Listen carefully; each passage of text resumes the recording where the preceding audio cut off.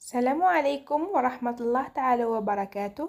في مقياس الأدب الشعبي المغاربي، موضوع أغاني الأعراس في منطقة الشاوية، من تقديم الطالبة تغزوت منار. أغاني الأعراس في منطقة الشاوية. تعد الجزائر من أكثر البلدان غنى بتراثها الشعبي المتنوع الأشكال، سواء منها المادية كالصناعات التقليدية مثلا أو المعنوية المتمثلة في كل ما يتعلق بالجانب الأدبي الفني. وقد أسهم في تشكيل هذا الإرث الثقافي عدة حضارات عريقة كالحضارة العربية والحضارة البربرية والحضارة الإسلامية وغيرها، ظلت آثارها بارزة في مختلف الأشكال الأدبية. ومن هذه الروافد التراث الأمازيغي الذي يظهر في عدة نواح من حياة الجزائريين إلى يومنا هذا، تاركا ترسبات مؤثرة على الحياة العامة، لأنه جزء لا يتجزأ من التراث الجزائري. فأغاني الأعراس في منطقة الشاوية على مر الزمان كانت ولا تزال ذات رمزية خاصة بمنطقة الأوراس وبباقي ربوع الوطن. وأن عميدي الأغنية الشاوية عيسى جرموني وبقار حدة خير دليل على قامات صنعت مجد الأغنية الشاوية وعرفت بها في محافل على الصعيد الوطني وفي الخارج. تقترن أغاني الأعراس في منطقة الشاوية بآلتي القصبة والبندير المميزين لهذا الطابع الغنائي الأصيل، فضلا عن اقتران هذا النوع من الأداء بقوة النص المغنى الذي لطالما أطرب مستمعيه وعشاقه، وتزينت قصائده برسائل الحب والأمل ولم الشمل.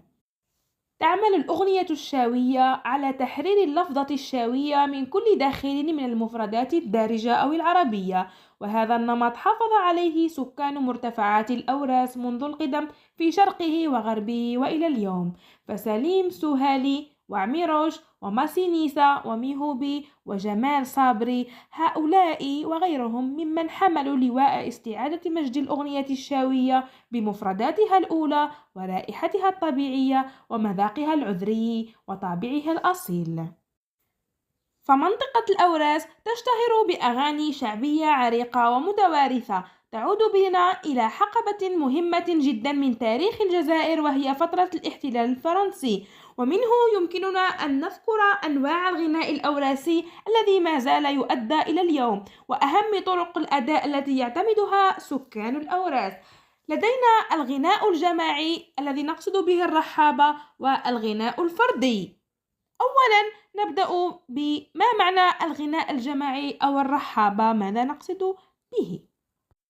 الغناء الجماعي وهو الأصل المتوارث بالمنطقة والمتعارف عليه منذ الأزل البعيد، وتطلق عليه عدة تسميات، منها الرحابة، الذكارة، وبالأمازيغية أردس، والتسمية الأولى هي أكثر شيوعاً. فالرحابة فن أصيل تنفرد به منطقة الأوراس عن غيرها من المناطق، ويعتمد طريقة أداء جماعية، حيث يتقابل صفان من الرجال أو النساء وأحيانا من الجنسين، ويضبط إيقاع الأغاني بضرب الأقدام وآلة إيقاعية أخرى وهي البندير. وضرب الأقدام بالأمازيغية يعني أردس، لهذا اختير هذا المصطلح للدلالة على هذا النوع من الغناء الأمازيغي. تضبط طريقة الأداء وفق أصول متعارف عليها عند الأوراسيين، حيث يقوم الصف الأول بترديد المقاطع الأولى من الأغنية، بينما يقوم الصف الثاني بترديد آخر مقطع منه، ويتوالى هذا الترديد بطريقة متعاقبة. ويطلق سكان الأوراس مصطلح إزراعا على الصف الأول، بينما مصطلح إخماس على الصف الثاني، مثله مثل ترديد الصدى. ويتواصل الترديد بالطريقة المشار إليها سلفا إلى أن يأخذ الصف الأول مكان الصف الثاني، والعكس على مستوى ترديد المقاطع. لدينا مثال سوف نقدمه لكم.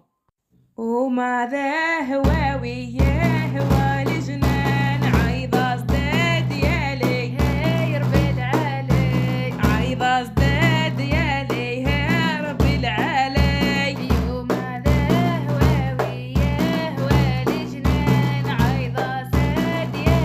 يا رب العالي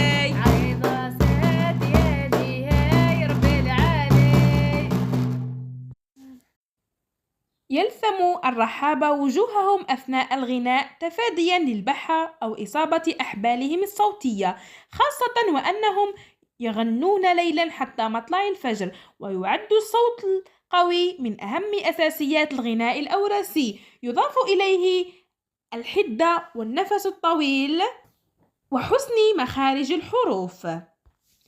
لهذه الأسباب تعتمد الأغنية الشعبية الأوراسية على مجموعتين أثناء الأداء: مجموعة تردد المقاطع الأولى والثانية ترد عليها، وهكذا لتستجمع كل مجموعة نفسها، لأن أداء الأغنية كاملة متعب نوعا ما، ولهذا يضطر المغنون بين الحين والآخر لتناول ملعقة سكر أو عسل لشد أصواتهم كلما تراخت. يقسم الرحابة أغانيهم إلى 3 أقسام أو أنواع، حيث يستهلون الليل بأغاني التهليل والتكبير والصلاة